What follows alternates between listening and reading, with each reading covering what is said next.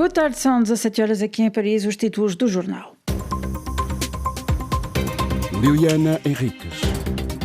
Etiópia, o governo etíope e os separatistas do Tigray assinaram ontem o acordo para o fim imediato das hostilidades após 10 dias de negociações sob a égide da União Africana.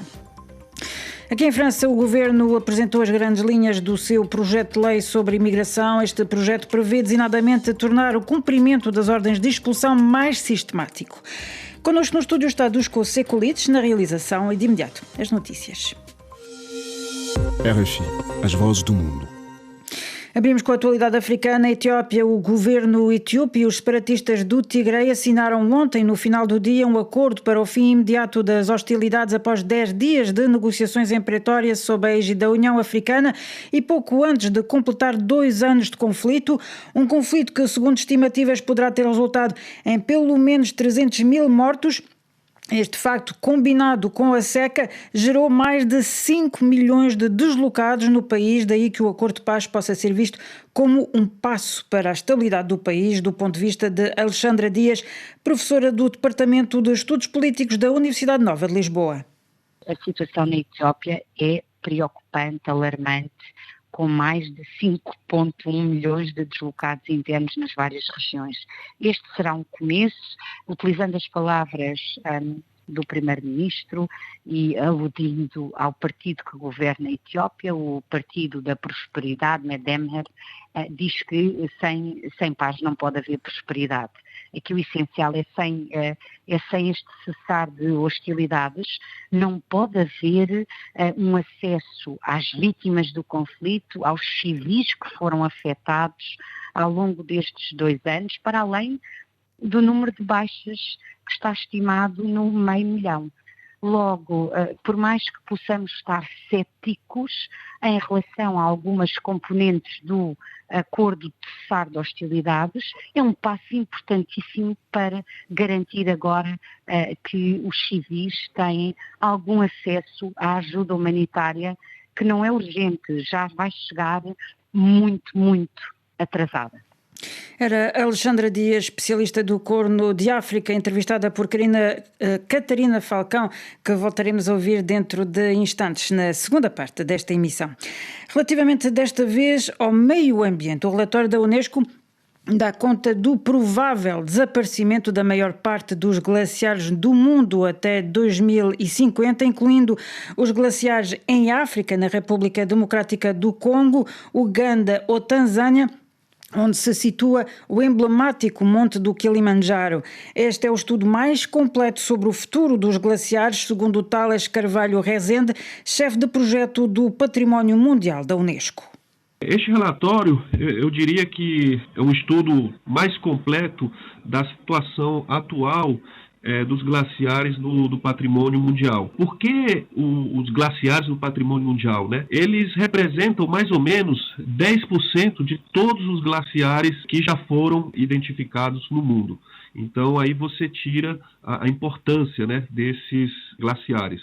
Entre eles, temos, por exemplo, um dos os glaciares mais altos, que fica perto do Monte Everest, também o mais longo, no Alasca, assim como outros glaciares de grande importância na Ásia Central, na Europa, na Nova Zelândia, na América do Sul e, sobretudo, também os últimos glaciares na África, dos quais o estudo, né, mostrou que em 2050 estes glaciares, né, podem desaparecer. Para muitas pessoas pode parecer estranho haver glaciares em África porque associamos ao calor, mas na verdade eles existem e são muito importantes. Exatamente, são muito importantes como fontes de água, né, para as comunidades locais.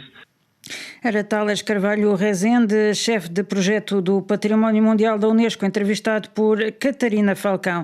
Recorde-se que a COP27, a Conferência da ONU sobre o Clima, está prestes a começar no dia 6 de novembro e decorre em Sharm el-Sheikh, no Egito, até ao dia 18 de novembro. Angola, 7 pescadores angolanos foram resgatados esta quinta-feira depois de 4 dias à deriva devido a uma avaria no motor da embarcação no mar da província do Bengo, informou hoje a Polícia Nacional. Na Guiné-Bissau, depois de ser o único até agora a apresentar à Comissão Nacional das Eleições o seu relatório de contas relativas às últimas eleições, o Partido da Unidade Nacional entregou ao Procurador-Geral da República uma queixa para exigir o cumprimento da lei. O líder do partido, Idrissa Diallo, diz que a lei é clara neste aspecto e que todos os partidos e candidatos que não apresentem o relatório de contas e não explicitem a proveniência dos seus fundos 60 dias após o escrutínio não podem candidatar-se às eleições subsequentes. Mais por nós com Hélio Candé. O líder do Partido da Unidade Nacional apresentou uma queixa junto à Procuradoria-Geral da República para exigir o cumprimento da lei face à participação dos partidos políticos nas últimas eleições para clarificar o jogo democrático na Guiné-Bissau.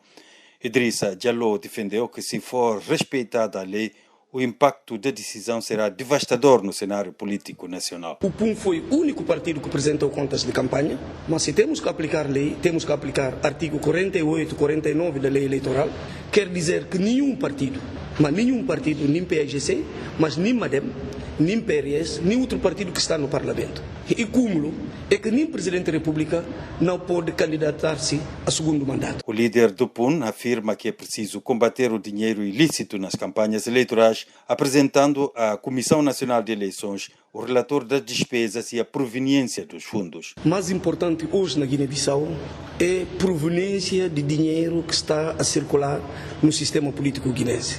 E era importante que este ponto legal seja cumprido por autoridades da República de Guiné-Bissau. Não queremos que esta aparência de aplicação de leis serve para caça bruxas contra alguns partidos políticos. Idrissa Diallo alerta, por outro lado, ao Supremo Tribunal de Justiça que a exigência para o cumprimento da lei é para todos. De Bissau para a RFI, Hélio Candé. Sudão do Sul, num relatório publicado hoje, a ONU adverte que cerca de 8 milhões de pessoas no Sudão do Sul, ou seja, 2/3 da população, estão ameaçadas de insegurança alimentar e fome se a ajuda humanitária não for mantida e se não forem reforçadas as medidas de adaptação ao clima. Bissau 94 FM. Aqui em França, o governo apresentou as grandes linhas do seu projeto de lei sobre imigração. Este projeto prevê designadamente tornar o cumprimento das ordens de expulsão mais sistemático e prevê ainda que se facilite a autorização de permanência no território para quem trabalhar em setores onde se registra falta de mão de obra. Mais por nós com Stefanie Palma. É uma das medidas do projeto de lei da imigração que neste momento está a gerar mais polémica em França. O governo francês está à procura de uma solução para fazer face à falta de mão de obra em diversos setores, como é o caso da construção civil. Para conseguir atingir este objetivo, pondera criar uma autorização de residência, que será concedida a migrantes que vivam de forma ilegal em território francês. Esta medida será objeto de consultas a partir de novembro, de acordo com o governo.